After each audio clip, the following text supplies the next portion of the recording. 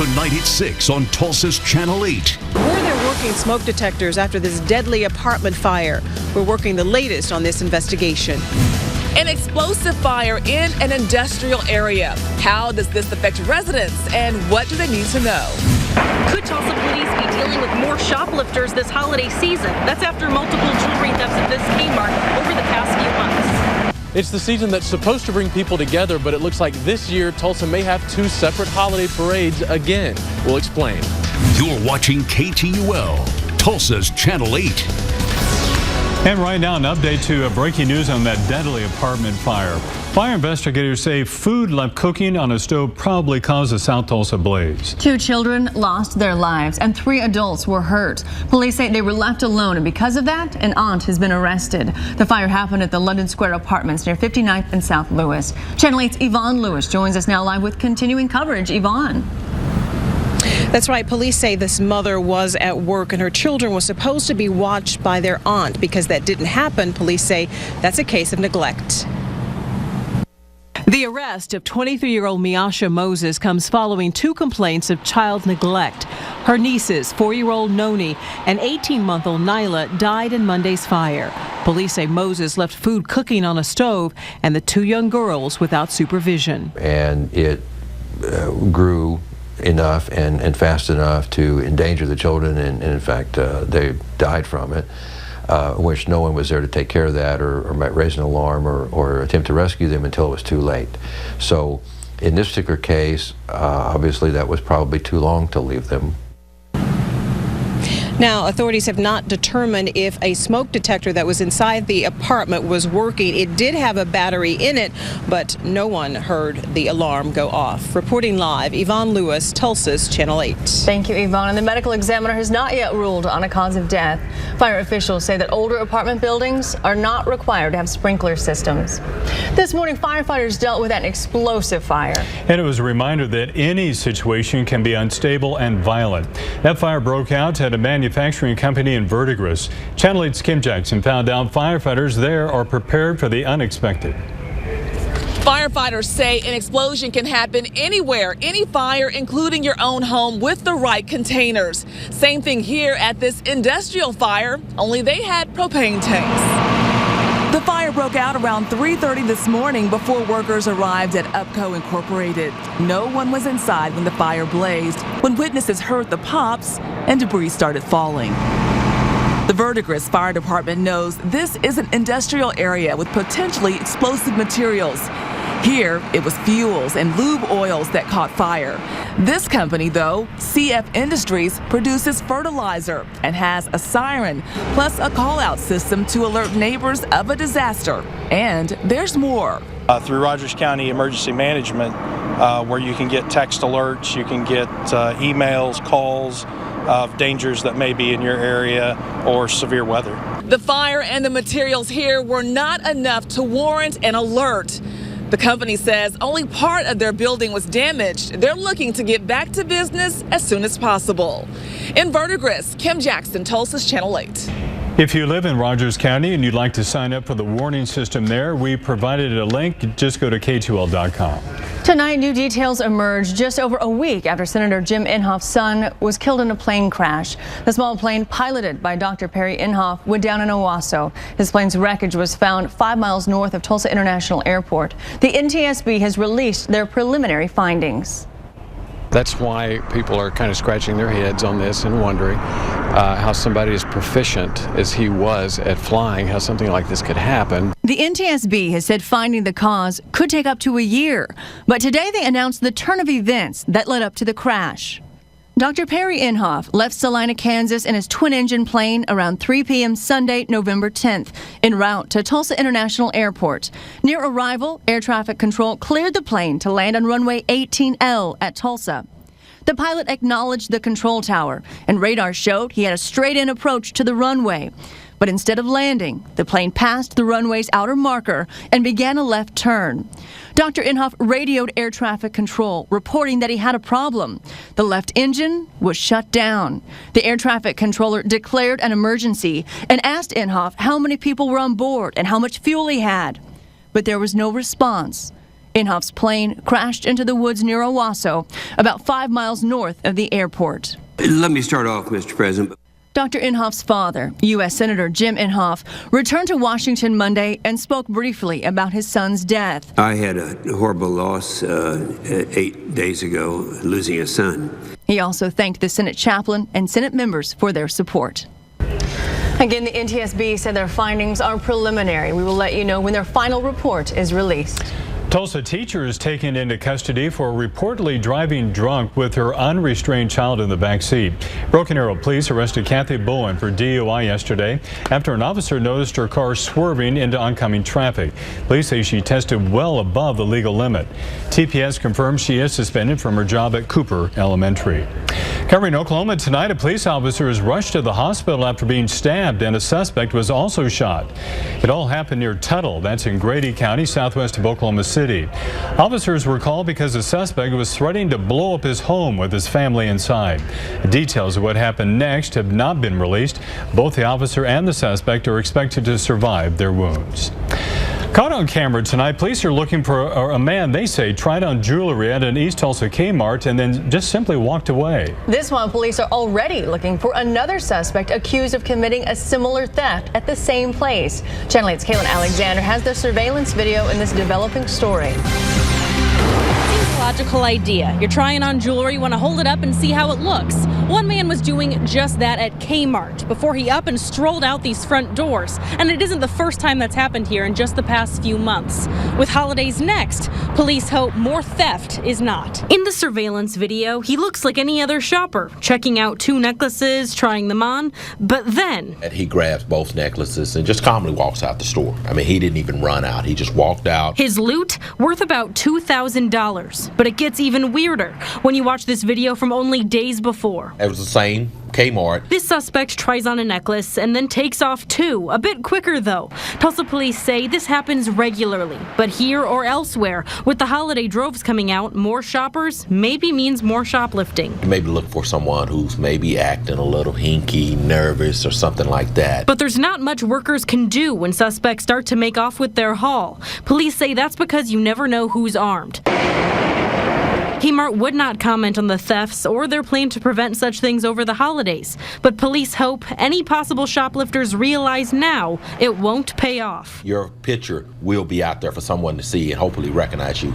Now again, to anyone planning something this holiday season, Tulsa police say chances are surveillance cameras are watching, and so are they. In East Tulsa, Caitlin Alexander, Tulsa's Channel 8. And now, the first forecast in the Oklahoma Ford Storm Center.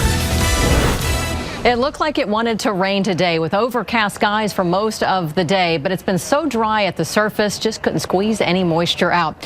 However, we were able to keep our temperatures just near normal or slightly above, even with the cloud cover around, thanks to some strong gusty winds.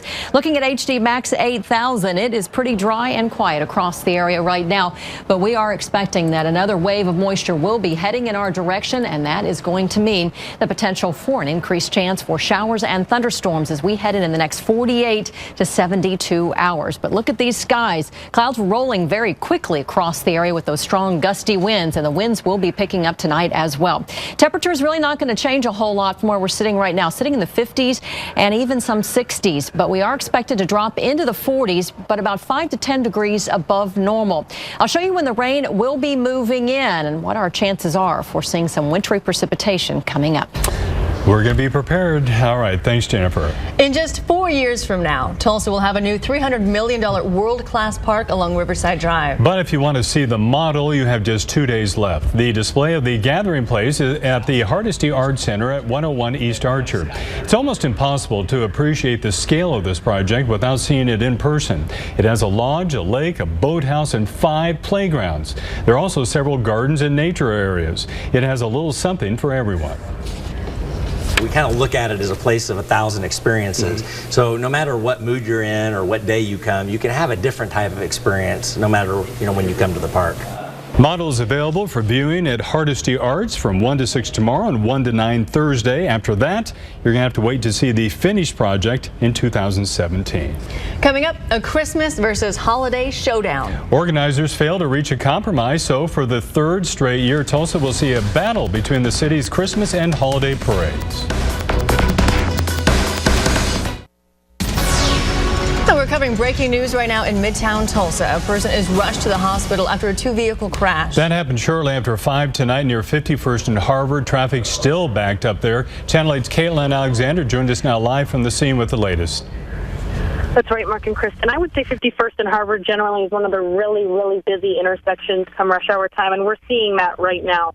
Lots of backups, and it's because a gray truck was headed southbound on Harvard and coming across the intersection. A police officer here told us that truck ran a red light, which is when a van was heading eastbound, trying to, go in the direction of getting on the interstate down 44 on Skelly, crashed into it. And it literally flipped her gray truck, onto its side.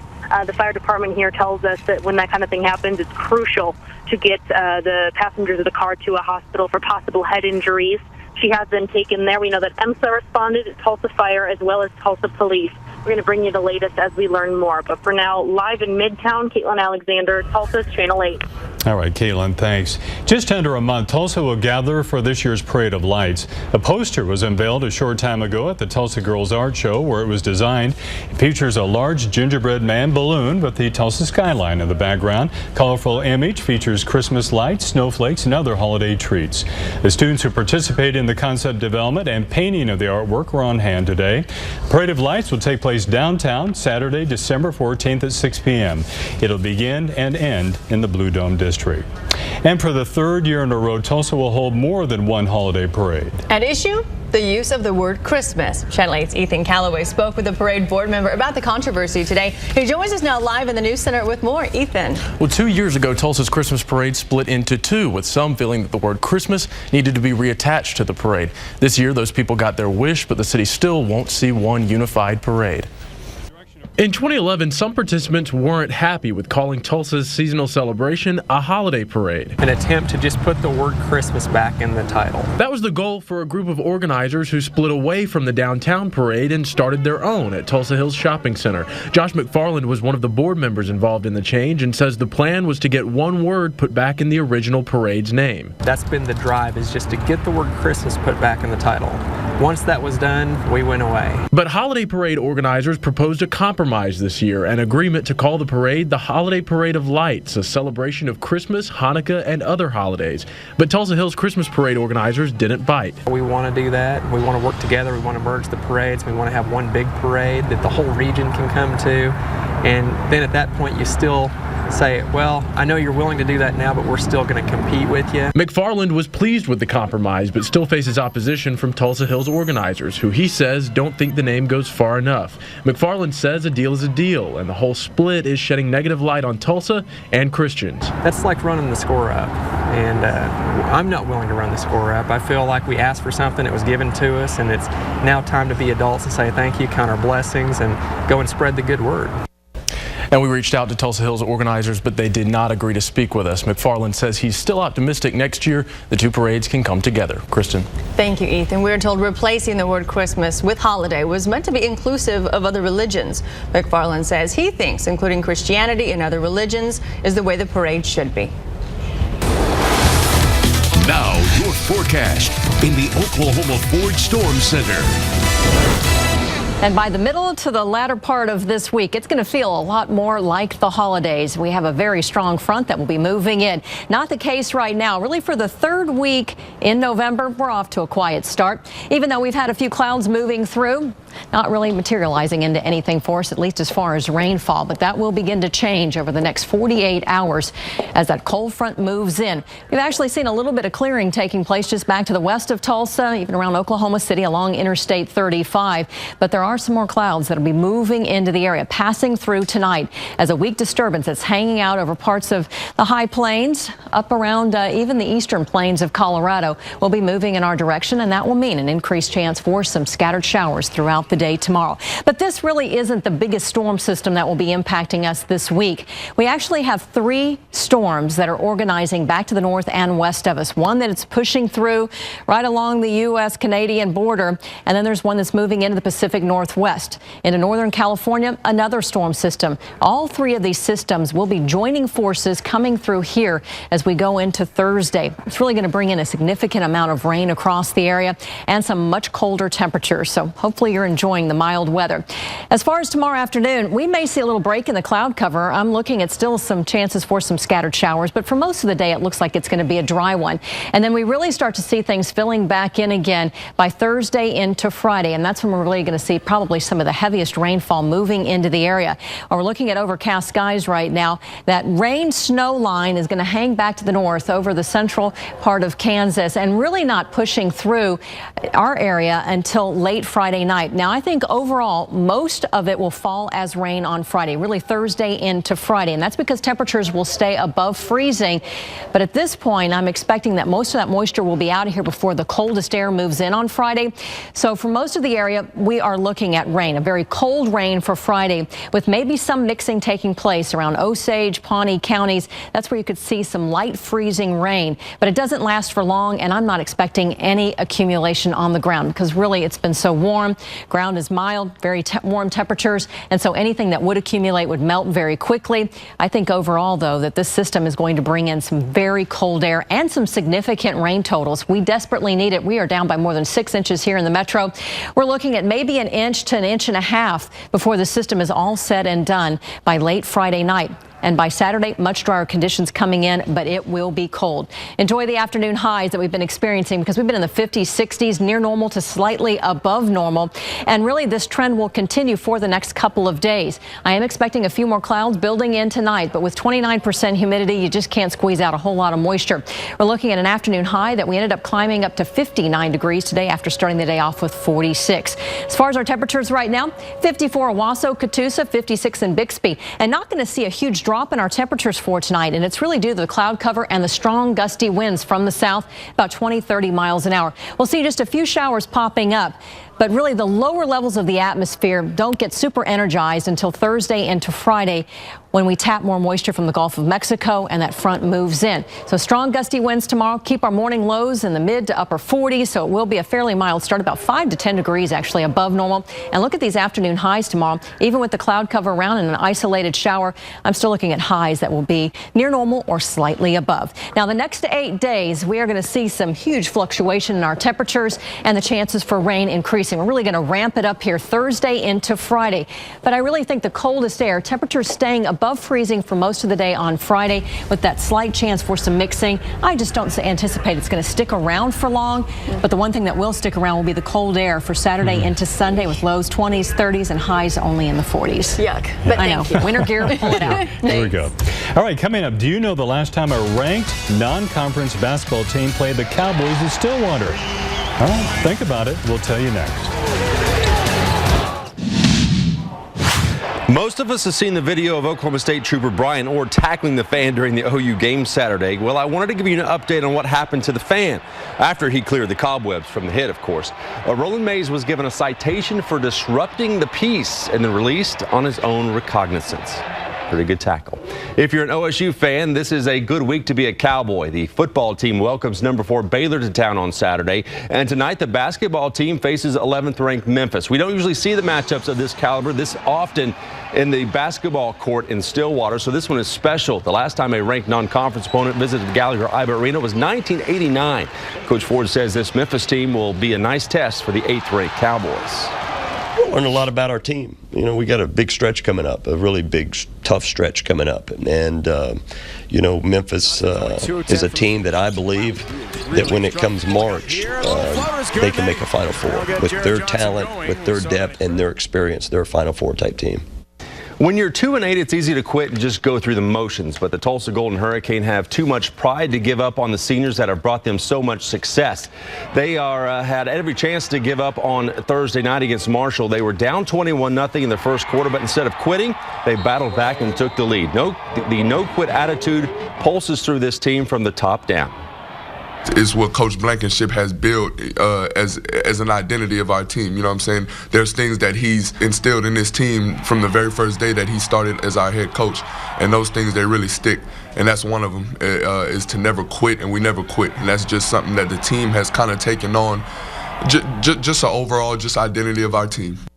Jordan and the rest of the seniors have 2 more games to close it out on a good note. Good luck to them. Yeah. All right, thanks, Rick. That's our news tonight. Thanks for watching. Wheel of Fortune up next. Our coverage continues online at KTUL.com. And after the special, David Blaine, Real or Magic? It starts at 8:30. We'll see you at 10 o'clock, everybody.